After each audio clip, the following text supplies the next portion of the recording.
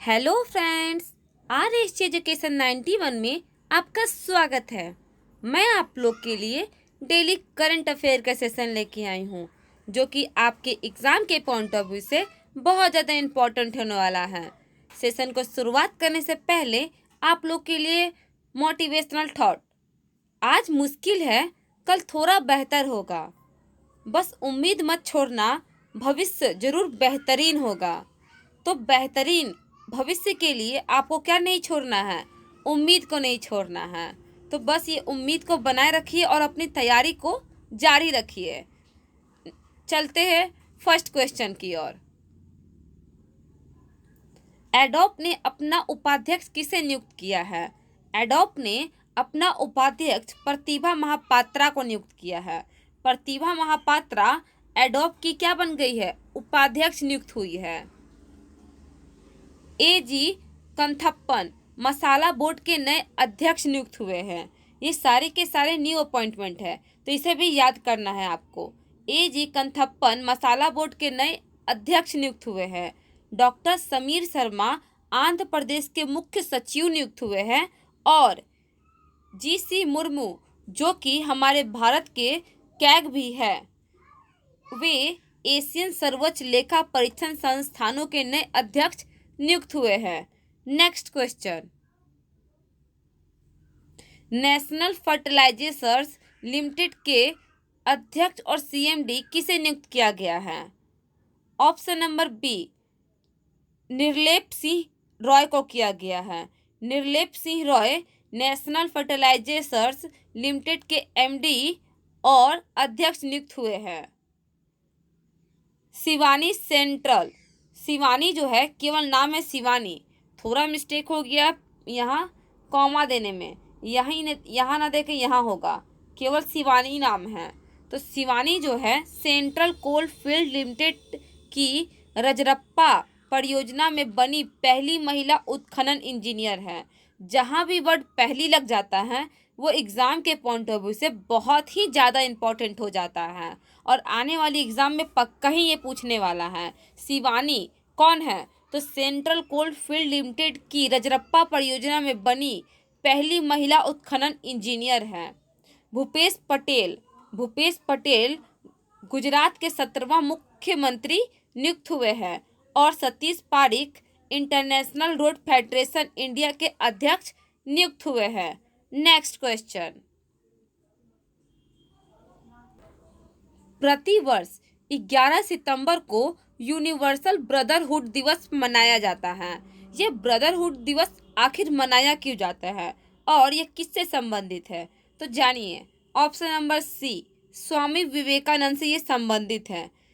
जब 1893 में शिकागो में धर्म सम्मेलन हुआ था तो हमारे भारत की तरफ से स्वामी विवेकानंद ने पार्टिसिपेट किया था और सबसे पहला वर्ड जब स्पीच वे दिए थे तो क्या बोले थे? अमेरिकन भाइयों और बहनों, ये वर्ड सबसे पहला बोला था और सारे के सारे अमेरिकन चौंक गए थे। उसी समय से ये दिवस मनाया जाता है, यूनिवर्सल ब्रदरहुड दिवस मनाया जाता है 11 सितंबर को, क्योंकि 11 सितंबर को ही क्या हुआ था? धर्म सम्मेलन हुआ था शिकागो में। अक्सर एग्जाम में पूछ दिया जाता है कि 1893 शिकागो में धर्म सम्मेलन में पार्टिसिपेट कौन किए थे? स्वामी विवेकानंद ने किए थे। Next question. राष्ट्रीय वन शहीद दिवस कब मनाया जाता है? राष्ट्रीय वन शहीद दिवस 11 सितंबर को मनाया जाता है। 12 सितंबर को international day for south south cooperation मनाया जाता है। 10 सितंबर को वर्ल्ड सुसाइड प्रिवेंशन डे मनाया जाता है। 9 सितंबर को हिमालय दिवस मनाया जाता है। मैं इसका डिटेल नहीं लेके आई हूँ, राष्ट्रीय वन शहीद दिवस, क्योंकि जो आप लोग को मैं ये इमेज लगाती हूँ, ये इमेज के माध्यम से आप लोग आसानी से समझ सकते हैं कि आखिर ये दिवस मनाने का मुख्य उद्देश्य क्या हो सकता है। तो बताइए कमेंट बॉक्स में कि आखिर इसका मुख्य उद्देश्य क्या है, आखिर राष्ट्रीय वन शहीद दिवस क्यों मनाया जाता है। एक्स्ट्रा पॉइंट में देखिए क्या है। तमिलनाडु राज्य की सरकार ने 11 सितंबर को सुब्रह्मण्यम भारती की पुण्य तिथि में महाकवि दिवस मनाने की घोषणा किया है? क्वेश्चन पूछ देगा कि किस राज्य सरकार ने सुब्रह्मण्यम भारती की पुण्यतिथि में महाकवि दिवस मनाने की घोषणा की है? तो आंसर हो जाएगा तमिलनाडु। और इस बार कितनीवीं पुण्यतिथि मनाई गई? तो 100वीं पुण्यतिथि मनाई गई है। ये भी आप लोगों का क्वेश्चन आ सकता है। देखिए नेक्स्ट में प्राथमिक उपचार दिवस मतलब फर्स्ट एड डे कब मनाया जाता है? 11 सितंबर को ही मनाया जाता है। और इस बार का थीम रहा है first aid and ride safety. Next, Piranesi नामक उपन्यास के लिए वुमेन्स प्राइज ऑफ फिक्शन किसे दिया गया है? तो देखिए ये जो पैरानोसी है ये क्या है? तो एक उपन्यास का नाम है। पैरानोसी के लिए किसे वुमेन्स प्राइज ऑफ फिक्शन दिया गया है? Option number B, Susana Clark को दिया गया है। किसे? सुसाना क्लार्क को दिया गया है। ये देखिए कौन है? ये हमारी सुसाना क्लार्क है जिन्हें इस बार women's of the fiction award मिला है। जय राम रमेश की पुस्तक का नाम क्या है? Light of Asia. Light of Asia Jairam Ramesh की पुस्तक का नाम है। The great big lion, big lion है ना, तो किसकी पुस्तक का नाम है? क्रिसिस नाइट का नाम है। और bullet over Mumbai Satya and Hindi film gangster, ये पुस्तक भी हाल ही फिलहाल में आया है जो कि करंट में रहा है। किसकी पुस्तक है? उदय भाटिया की पुस्तक है। नेक्स्ट, ये जो क्वेश्चन है बिटकॉइन का, ये आपका क्वेश्चन बहुत ज़्यादा इंपॉर्टेंट है। बिटकॉइन करंट में बहुत ज़्यादा रहा है। ये बिटकॉइन क्या है? तो डिजिटल करेंसी है। क्या है? तो डिजिटल करेंसी है आपका। तो ये बिटकॉइन को राष्ट्रीय मुद्रा के रूप में अपनाने वाला दुनिया का पहला देश कौन बन गया है? Option number D, El Salvador. El Salvador किस ओशियंस के बगल में है? तो पैसिफिक ओशियंस का। बस आप लोग ज़्यादा मैप से मत जानिए, लेकिन थोड़ा बहुत तो आप लोग जान ही सकते हैं कि अल सल्वाडोर किसके बगल में है, किस ओशियंस के बगल में है? तो पैसिफिक ओशियंस के बगल में है। जापान, जापान फुकुशिमा परमाणु ऊर्जा संयंत्र स्थित है। यहाँ देखिए फिर से ये कॉमा को लेके थोड़ा प्रॉब्लम हो गया है।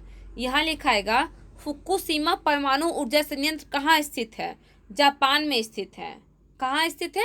जापान में स्थित है। क्वेश्चन अक्सर आजकल ऐसा ही पूछ देता है, ये करंट में भी रहा है, इसलिए मैं ये ऑब्जेक्टिव के माध्यम से आप लोग को ये याद करवा रही हूँ। आखिर ये क्यों रहा है? तो यहाँ सुनामी, ये इसी के कारण से सुनामी जब आया था तो ये परमाणु ऊर्जा संयंत्र उसमें डूब गया था और जितने भी केमिकल है वो पानी में वहाँ फैल गए थे और पूरा एरिया में वो फैल गया था। तो WHO ने कहा है कि वहाँ अब रेडिएशन जो होता है, रेडिएशन नहीं निकल रहा है। तो उसका परीक्षण करने के लिए जो जापान है क्या भेज रहा है? तो जापान एक सांप भेज रहा है। बहुत सारे सांप के द्वारा यहाँ परीक्षण किया जाएगा इस एरिया में कि अभी भी रेडिएशन वहाँ निकल रहा है कि नहीं निकल रहा है। इसलिए अक्सर एग्जाम में ऐसे ऐसे क्वेश्चंस न्यूज़ से रिलेटेड पूछ दिया जाता है, तो इसे इग्नोर नहीं करना है। फुकुशिमा परमाणु ऊर्जा संयंत्र कहाँ स्थित है? जापान में स्थित है। बांग्लादेश, बांग्लादेश भूमि प्रबंधक प्रणाली को 100% डिजिटल करने का लक्ष्य रखा है। और चीन नए पृथ्वी अवलोकन उपग्रह जियोफैन 5 को लॉन्च किया है। नेक्स्ट क्वेश्चन, देश का पहला न्यूक्लियर मिसाइल ट्रैकिंग जहाज को लॉन्च किया गया है। यह न्यूक्लियर ट्रैकिंग जहाज का नाम क्या है? ऑप्शन नंबर सी, आईएनएस ध्रुव है। आईएनएस ध्रुव। देखिए एक्स्ट्रा पॉइंट में क्या है, भारत का पहली तैरती मिसाइल परीक्षण रेंज FTR का क्या नाम है? आईएनएस अन्वेष है। भारत का पहला स्वदेशी ड्रोन रक्षा गुंबद एक बना है, इंद्रजाल जिसका नाम है। ये किसके द्वारा निर्मित किया गया है? तो ग्रीन रोबोटिक्स के द्वारा ये निर्मित किया गया है। सीआरपीएफ कोबरा कमांडिंग यूनिट में पहली महिला टीम को शामिल किया है। वर्तमान में सीआरपीएफ के अध्यक्ष कौन है? आनंद प्रकाश महेश्वरी है। और लास्ट है, भारत का पहला टेस्टेड तिहान सिस्टम को लॉन्च किया गया किसके द्वारा? तो रमेश पोखरियाल निशंक के द्वारा लॉन्च किया गया है। नेक्स्ट, और ये हमारे लास्ट क्वेश्चन भी है। सड़क किनारे रेहड़ी पटरी वाले को डिजिटल पेमेंट लाने में सक्षम बनाने के लिए किस अभियान की शुरुआत किया गया है? जितने भी दुकानदार जो रोड पे काम करते हैं उन्हें भी डिजिटल पेमेंट करने के लिए कौन से अभियान को शुरुआत किया गया है?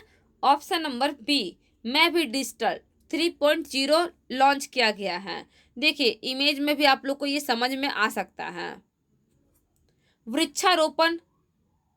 वृक्षारोपण अभियान किसके द्वारा शुरुआत किया गया है? ये अब नहीं होगा।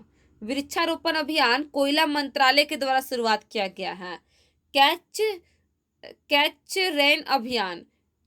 रेन अभियान जल शक्ति मंत्रालय के द्वारा शुरुआत किया गया है। और मारूग्राम कोरोना मुक्त, कोरोना नहीं होगा, यहाँ क्या होगा?